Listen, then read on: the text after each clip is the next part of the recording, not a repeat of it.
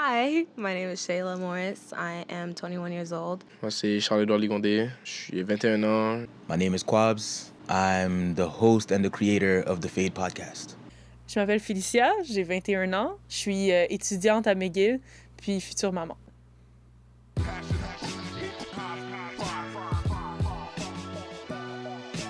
Je le vois comme une façon de se souvenir d'où on vient, de se souvenir aussi de ce qu'on a vécu en tant que peuple, les Noirs en général. I think Black history, period, should be acknowledged just all the time because we got Black people doing things every day that don't get acknowledged. It doesn't make sense to me that in 2020, all we get taught is Martin Luther King and Malcolm X, and then you get taught about some white man that got lost somewhere and, we talk about him all the time. It doesn't make sense. We celebrate his history all the time, and I gotta go through all kinds of different hoops just to learn about my ancestors. Honestly, this is going to sound very controversial, but I don't think that Black History Month accurately represents how much Black people have contributed to the world and its advancements and its progression. It's important for young Black kids, especially in North America, that don't really know about the culture or where they're from, to hear these stories and to be made aware of what they can be and not just what they're portrayed as being. Je pense que chez les femmes, ça serait Alicia Keys. Je trouve qu'elle représente un modèle de la femme noire qui s'assume. Donc dans ses cheveux, même dans son visage, qu'elle met pas full de maquillage, qui est vraiment genre vrai à elle, puis à sa nature, puis d'où elle vient. Puis même dans ses chansons, je trouve qu'elle se laisse être vulnérable. Puis je trouve que souvent, dans nos cultures, on apprend à être genre tough, à pas nécessairement montrer nos émotions. Je trouve qu'elle est vraiment capable d'être vraie, puis je trouve qu'on a besoin de plus de modèles comme ça. My biggest Black influence has to be Charlemagne the God. Just off of his career path and all the things that he's been through. Every time he's telling his life story, I just see myself in it because it's pretty much the same thing. A whole bunch of struggle, a bunch of setbacks, but we keep moving. It just makes the story better at the end, we just keep getting stronger from all the setbacks. I have many big Black influences. It just depends what we're talking about, but my main one would probably be my mom.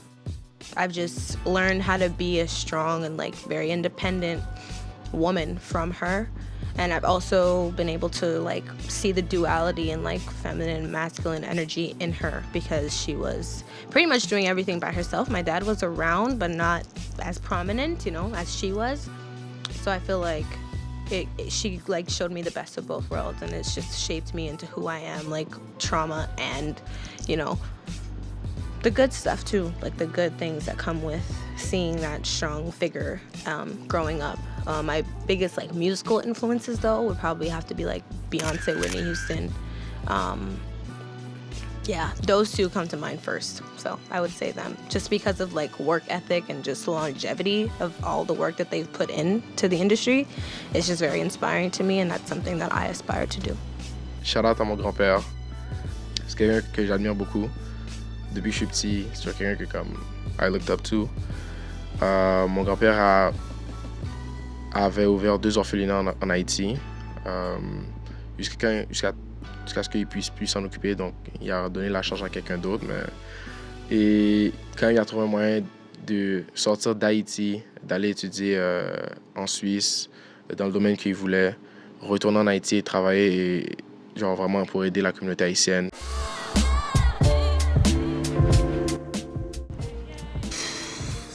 The amount of doors that get slammed in your face, man. People just don't seem to really acknowledge what you're doing or understand it. So it's you'll explain something to them and they won't really get it, but let somebody, that looks more like them come and explain that same thing to them and they're down for it.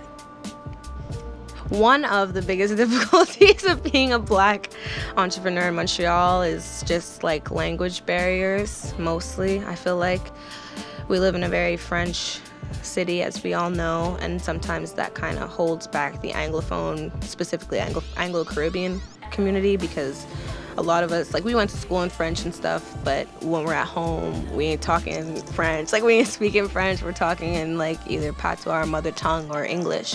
So I feel that kind of creates a little barrier just between us and that demographic sometimes, that's one of the things. But it's also just hard to be a visible minority starting out in entrepreneurship because not many people support small businesses, especially small Black businesses sometimes. Like, I can't say that that's the case for myself, but I've seen it with other businesses and other people doing other ventures.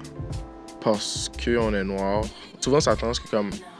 Et je veux pas vraiment blâmer la communauté, mais ça fait que les gens ont tendance à nous prendre un peu moins au sérieux. Autant d'autres noirs que les autres communautés, disons. Par exemple, les autres noirs, souvent, ils vont être comme « Oh, mais t'es mon boy, you know.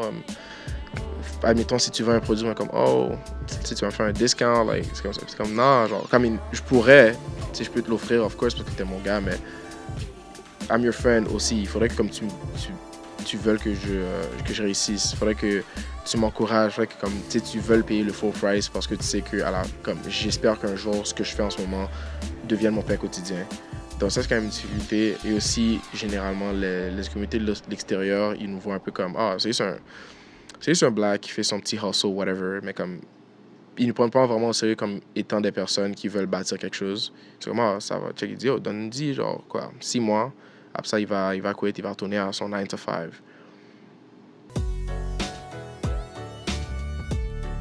Quand il y a des rappeurs ou des chanteurs qui l'utilisent, je trouve que c'est un peu touché parce que c'est difficile de trouver un consensus entre genre des milliards de noirs qu'il y a sur la Terre. Genre, c'est impossible d'avoir un consensus là-dessus.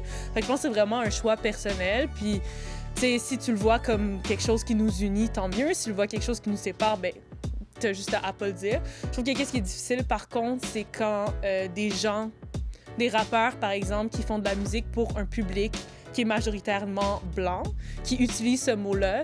Mais après ça, je trouve que c'est difficile de défendre la position de « Ah, mais il faut pas que les blancs disent c'est juste nous », alors que tu fais de la musique, mettons, pour les blancs, puis que tu utilises le mot, c'est normal que...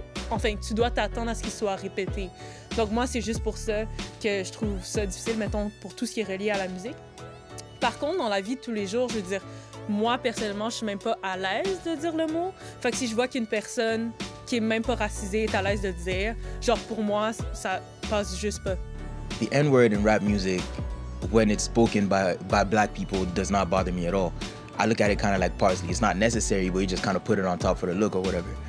As for other people using it, that's something that it needs to stop. It's not for you guys. You know the history behind it. You know how the word was used.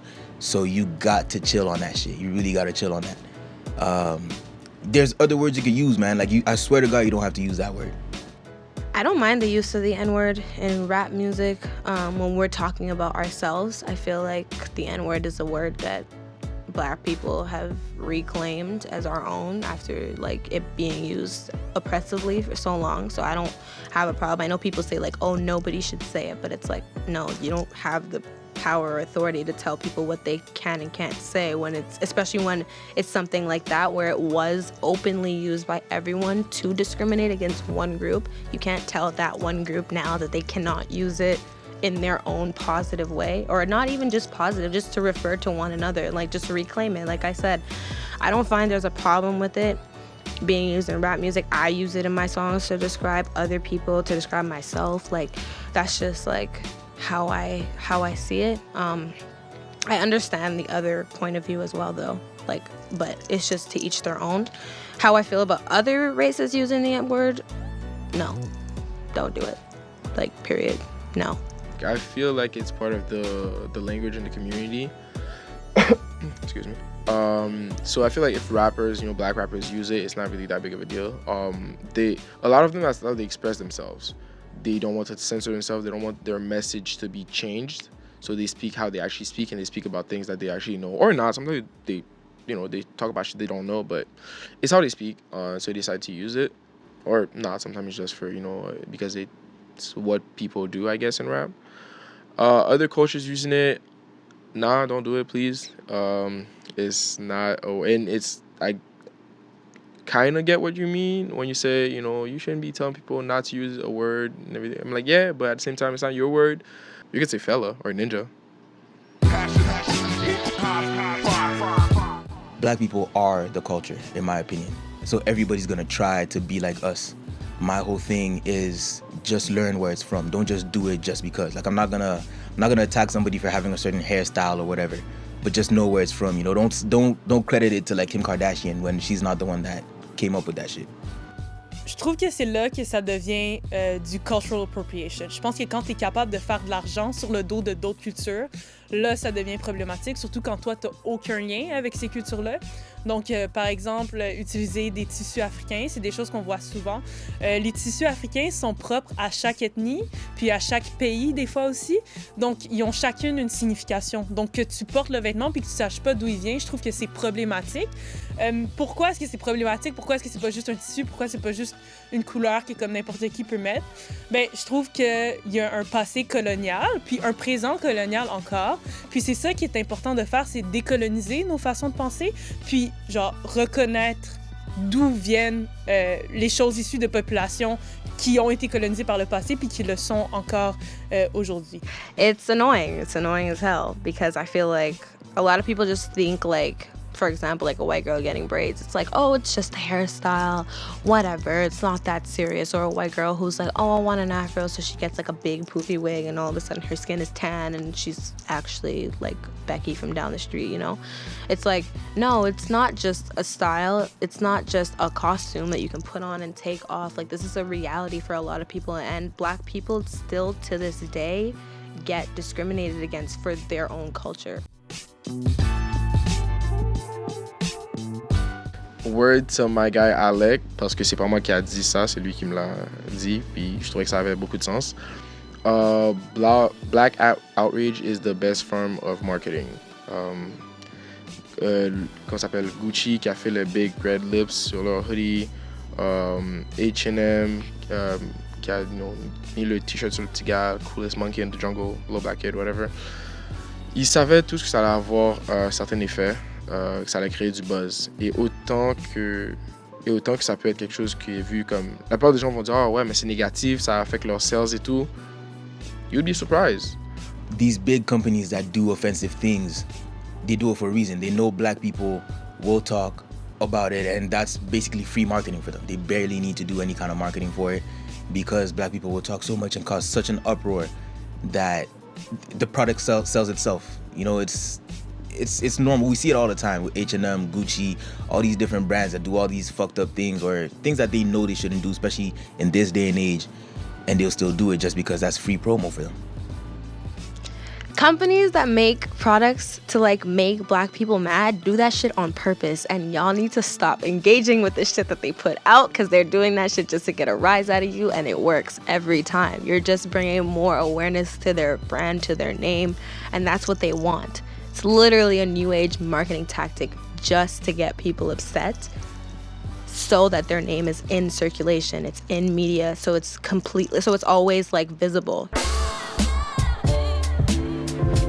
Je pense qu'il faut célébrer qu'est-ce qu'on a en commun, puis aussi trouver des points d'entente ou qu'est-ce qu'on a en commun à part notre passé d'esclave. Genre, qu'est-ce qui nous unit en tant que Noirs? Pourquoi est-ce que moi, par exemple, avec mes origines d'Afrique de l'Ouest, je peux relate à quelqu'un qui est comme haïtien? Genre, qu'est-ce qu'on a en commun? Puis qu'est-ce qu'on peut bâtir, surtout à Montréal, la communauté noire ensemble?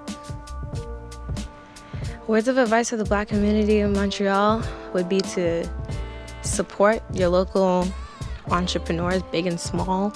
It's really important to kind of make sure that our wealth is like distributed amongst us and amongst allies, people who are actually down for the cause, not just people who are your friends who did one thing one time that you decided you want to invite to the cookout. Like, it doesn't work like that. Like, make sure you're supporting the right people who actually have your best interest long term in mind.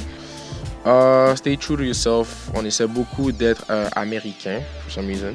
À Montréal, on a vraiment une belle communauté. On a une culture qui est vraiment unique et j'ai remarqué ça récemment. On a vraiment des artistes qui sont incroyables. On a des personnes extrêmement talentueuses vraiment dans pas mal tous les domaines. Et overall, la communauté est super belle et super créative. The other piece of advice that I have is stand for something or fall for anything. You gotta believe in what you're doing. They're gonna doubt you. They're always gonna be, discrediting everything you're doing, but just keep going, man. You had that vision and it made sense to you. Why wouldn't it make sense to the world? That's it.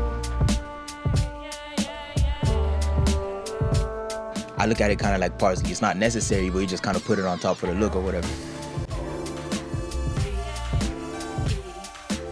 You could say fella or ninja.